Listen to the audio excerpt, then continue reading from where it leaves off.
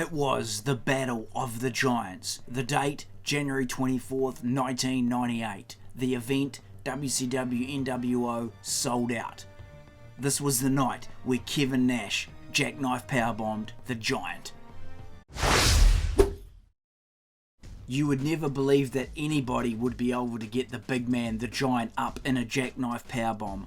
But Kevin Nash sure tried. The two men were scheduled to face one another at the previous month's pay-per-view in December, which was of course WCW Starrcade. However, when the match was supposed to take place, Scott Hall instead of Kevin Nash came out, offering up the excuse that Nash was snowed in Phoenix. Yeah, right. After hearing this lame excuse that Kevin Nash would not be appearing at Starrcade, the Giant came out. He grabbed Scott Hall by the throat. It looked like he was going to chokeslam him, but instead he used Kevin Nash's signature move, the jackknife powerbomb, and he slammed Scott Hall into the mat. And the match was then set for the Sold Out pay-per-view. However, a little known fact may be that there was actually a legitimate reason for Kevin Nash not showing up that night at Starrcade to face the Giant. Nash was actually in the hospital at this time undergoing some tests, as it was thought he had an irregular heartbeat. Now, in the end, it turned out to be nothing and Kevin Nash was fine. However, he was very serious about monitoring the situation, because Kevin Nash's father had died of a heart attack at the age of just 36, and this happened when Nash was just 8 years old. So it was something that Nash took very seriously, and he did not want to take any risks. And that is the real reason why he never actually appeared at Starrcade. So we fast forward to January 24th of 1998 and this pay-per-view sold out. And the moment that not only almost cost the Giant his pro wrestling career, this move could have cost him his life. It was that close. This move can be a bit tough to watch, especially if you're squeamish. Not an easy one to watch back. So why would these two guys even go for this move, right? It was pretty obvious that the Giant couldn't be jackknife powerbomb, not really.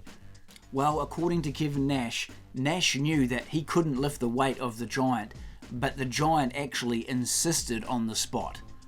So according to Kevin Nash, it was the Giant's idea to do the move there. It really is a miracle that this move did not end the Giant's pro wrestling career. He could have been paralysed for life. But instead, luckily, he got away with just a minor neck injury from this one, and this was the time in WCW when you could see him wearing a neck brace. He would appear on Nitros for several months afterwards wearing the brace. Kevin Nash did suffer a back injury from this move himself, from not being able to lift the weight of the Giant. However, that is nothing compared to what could have happened to the Big Show, Mr. Paul White.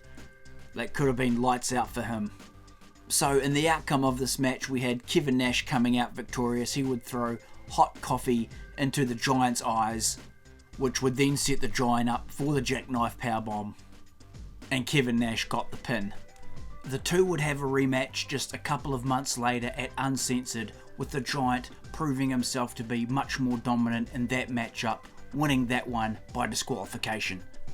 So these were the two biggest men going in WCW at the time, and the fans always wanted to see these two square off to see who really was the true Giant of WCW. But God, can you believe they actually tried to jackknife powerbomb the Giant? And apparently, according to Kevin Nash, it was the Giant's idea to do it. He was fine with it. Not a smart move.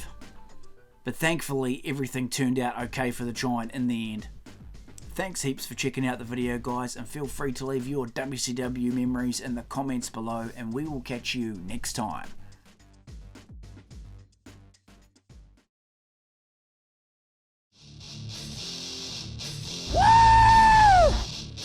Thanks heaps, guys, for tuning into the video. Be sure to drop a scorpion death drop on that like button and subscribe to the channel for more awesome pro wrestling action from the WWE, the WCW, and much more.